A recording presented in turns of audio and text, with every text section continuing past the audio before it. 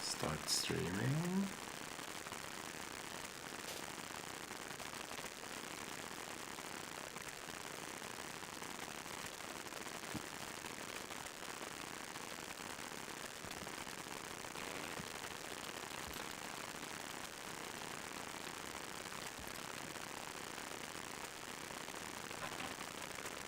Right, welcome to Worldwide FPL, the FPL podcast, the most global FPL podcast in the world, stretching over 10,000 miles across the globe.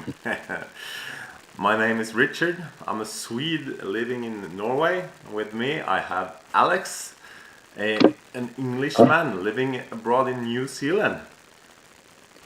How are you, mate?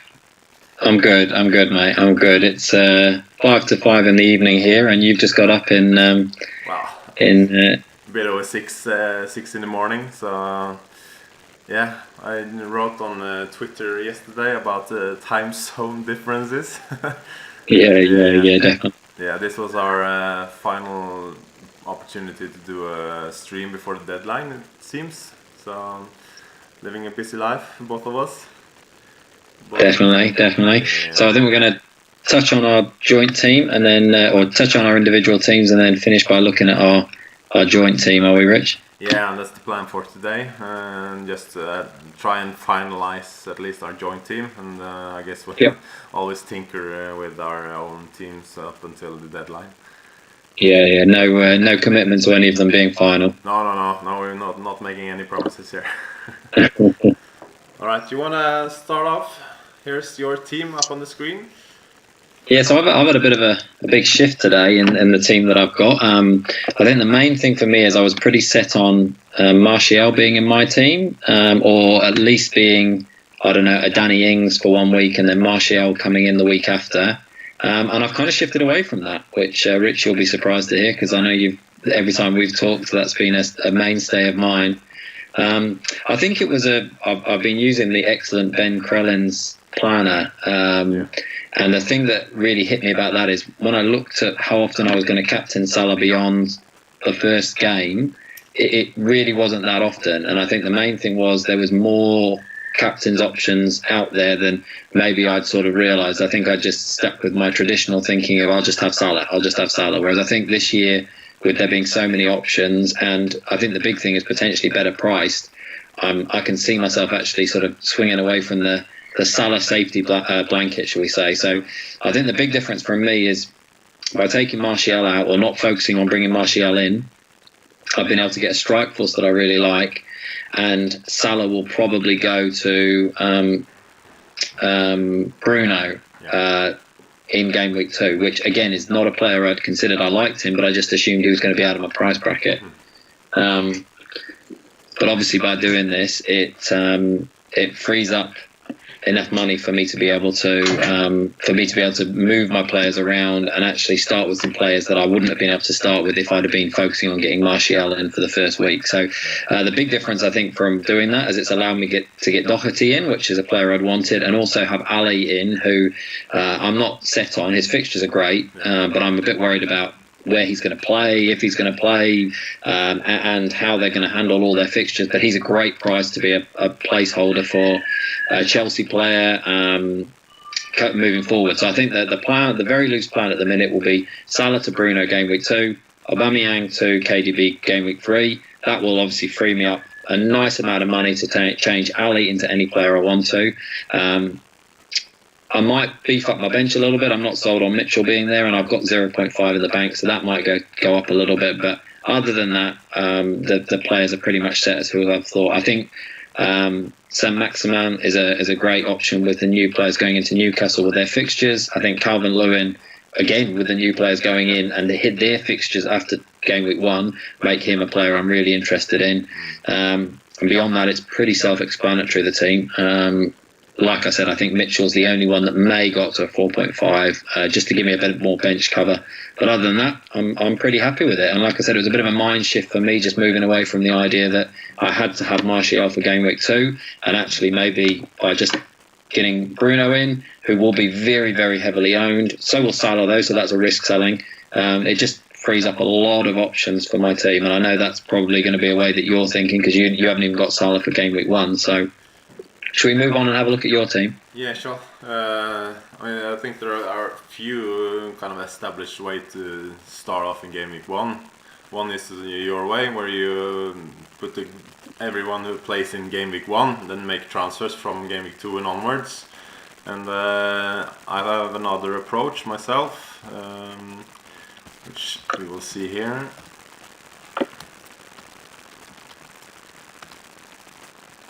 Which is sort of a bench-heavy approach, benching your Manchester United assets.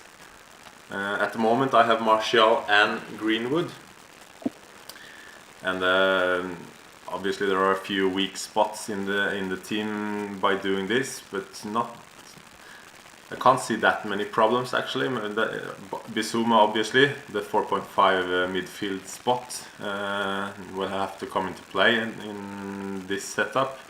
My other thinking is Martial or Greenwood, or it's Bruno in Greenwood's place, and then I have 6 million to spare for the Martial spot. So that's another way I'm thinking of maybe going. That allows me to bench Bissouma in the first game week, and I think that the overall team then looks pretty good actually.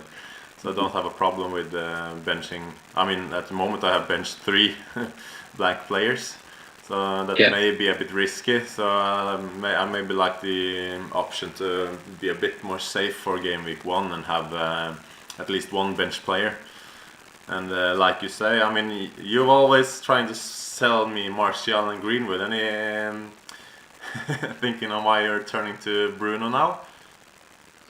Just purely for that spot, I think. We've gone from that, when the game opened, I think everyone thought, oh, there's loads of midfielders, but there's no real strikers. And now it's actually flipped on its head. And I think that there's a lot of value right across the price bracket that I want to sort of get involved in. And I think for me, the big difference was me realising that I wasn't. I think Martial's the best option. I absolutely do. The big difference for me now is wanting Salah for game week 1, and it's just having that thought that if I decide to, for whatever reason, keep Salah in game week 2, I've got him there. I don't have to sell him, but if I decide, yep, I'm going to do it, he gets a goal against Leeds or 2 goals against Leeds, but they don't look like they're knocking the house down, and then I decide I want to get Bruno in for the next game week and have that spot there. It just allows me to get there. I don't really want to take a hit in the first week to sort of get there, and I'm quite happy with the 3 strikers I've got. I think that's the difference.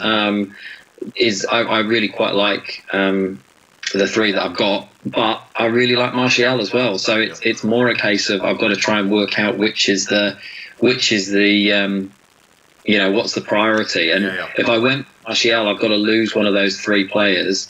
I mean, like I said, it's feasible that I could get rid of, say, Adams, for example, and have a really heavy front line with Martial, and then just reduce Salah down to someone a fair bit cheaper to sort of afford that. But then it's kind of shifting my funds around. It's a -4. If I want to get Salah back in a few weeks, it's another -4 to do that. Whereas this, I'm sort of keeping my money in those 2 main spots. And see how we go from there. Like I said, if Martial sort of really looks amazing in the first week, there's I'll be taking a hit to get him in week 2 or week 3. But I think because we just don't know, we don't. It's another week till Man United play, so I'd rather just go right. I'll go in with the plan that I can get Bruno for Salah, and that's my easy swap, no problem there at all.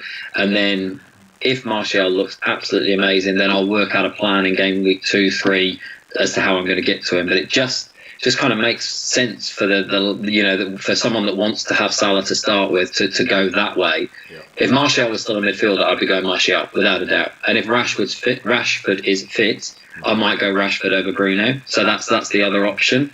But at the minute, it looks like the player that most fits my team is Bruno.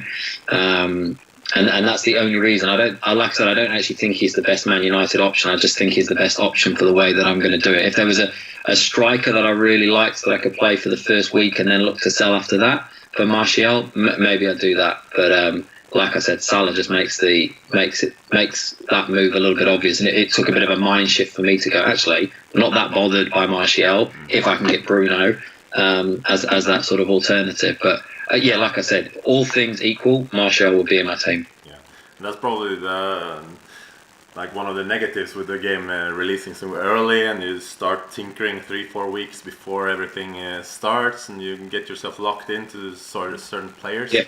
I mean, I've gone the opposite way. I've been having Bruno locked in my team from the first draft, and then just up until recently, I started to tinker around with some other, like you say, price points, and where do you put these price points? Do you put them up front? Do you put them in the midfield and in defense, etc.? Yeah.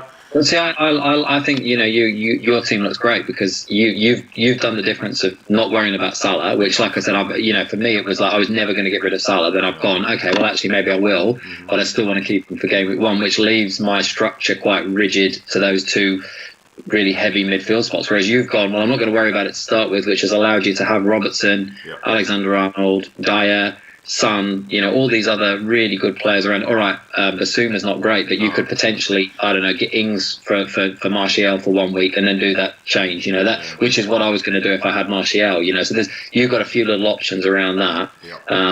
But by not going Salah at all, which is the way that you've set. You've been able to get a really nice balanced team. And like I said, come game week 2, you've potentially got Martial, Taylor, Greenwood, 3 brilliant players in my opinion that are going to come straight in. And that sort of suddenly makes your squad amazing. Whereas I'm going to get some cash in the bank because I'm going to have sold Salah to Bruno, but at the same time, I'm not going to spend it without using a hit. So therefore, I'm just going to have this money sat in my bank. Whereas you've used it ahead of the game starting. So I think your way also makes a lot of sense. And I think that Aubameyang and Salah as captains in game week 1, I'm going Salah just because that's who I favour the home fixture. But I would have no qualms in your boots, captaining Aubameyang. And from all the captains polls I've seen, Aubameyang's quite a long way ahead of Salah. So you're in as equally as good spot, I think, by doing this. Yeah, and it goes back to the different strategies to approach game week 1. I think both have merit and both could work. And then you obviously have the third option, which is go really heavy on game week 1 and 2, and then just pull the wild card to set yourself up with Manchester players, maybe Chelsea players, when can see the team settling, and if Spurs actually do go off in the early fixtures and their run up until game week 8 or 9, you can fill up with those players as well. But again, that's not for me. I want to play a bit more safe this year, considering like a COVID situation, and suddenly the game throws us a huge curveball, and maybe a team blanks for 2 game weeks, or there's so many uncertainties that I would like to have that option to at least not plan for the early wild card. If I have to, I will obviously pull it, but I'm hoping not to use it within the first 10 weeks at least. But you never know what game. Absolutely. Brutal game. So should we have a look at our joint team, see where that's at? So those are the 3 options, strategy options, and let's look where we are with our team. So I think the plan is we're not going to wildcard early with this one, are we? I think we have a bit of a mix between yours and mine, basically. Yep. I mean, interestingly, I think mine, it's sort of, it is. It's a little bit of that. I think the 2 standouts for me is now, obviously, Vinagre now looks like he's potentially gone, so I think he's a bit too risky. Souček the same. Rashford, we don't know if he's fit. So all of a sudden, we've got those potentially. I think those are 3 spots we need to tidy up a little bit, aren't they? Yeah, I think so too. Totally agree. At least Vinagre and Souček, and Rashford isn't the best option to bench here. I think it's just a worry that he'll start. So I mean, we could stick Son in there. Yeah. Stick Son in there. And that also allows us to go with the Twitter legend who he has grown into be. This year's Benjamin Mendy. Yeah, like that. Yeah. And then it's a question of the final 4.5 spot here. I think I'm thinking JWP because he has to start because we've got Taylor and Taggart that don't. So we want someone with a good first week fixture, don't we? Yeah. We obviously have McCarthy in goal. Any thoughts on that? Yeah, not ideal. But we haven't got an attacker, so that's okay. We've still got a spot spare if we want to put it in. I'm okay with that. I think that looks good. How does that set us up? So no Manchester United cover on the bench. So Son is on the bench. That should be good. Maybe we'll change him for Reed. Yeah, I think so. But the only issue we would have is if the one of our defenders didn't start. Yeah. But I think that's a solid enough team, and then we'll just have to decide game week 2 what we're going to do about getting Man United coverage in. Yeah. I mean, I'm still not against. It could be. We're all hyped up about getting a Man United player in. It could be that we actually end up rolling. If Salah has a really good week, maybe we just hold him for a week, get 2 transfers, and just have to bite the bullet on whatever happens against Brighton. I mean, Brighton could come out and look really strong against Chelsea. Oh no, that's not Brighton, is it? It's Crystal Palace. My bad. Yeah. For Man United, yes. They play Southampton actually away. Yeah. So that'll be a good. Good game for us to see Palace if they look terrible like they did after the restart last year, or if they start to maybe shore up the defense. And obviously they have the easy signing this summer as well, who could potentially turn. And Zaha may be looking for a move, and he could be on fire. I mean, it's a strange team, that Palace team. You never know. It really is. I think it's just from an attacking point of view. You look and go, there's not many defenders that are gonna, they don't seem to have many defenders. So it could be that's where the attacking teams can profit. Yeah. Cool. All right, mate. Well, that's just gone 30 minutes. Shall we? Let's wrap this up. So that'll be our final stream before game week 1. Again, we don't know how don't want to commit to anything. If we can do this on a weekly basis or a bi-weekly basis, or we'll just pop in here on YouTube whenever we feel like it, and try and keep it. At least it doesn't make it 4 or 5 weeks between the streams. But until next time, goodbye and good luck for game week 1, obviously. Yeah. Good luck, everyone. Yeah. Green arrows all round. Oh yeah. Well, you can't have a green hour in the game week 1 though. True. All right. Goodbye, everyone.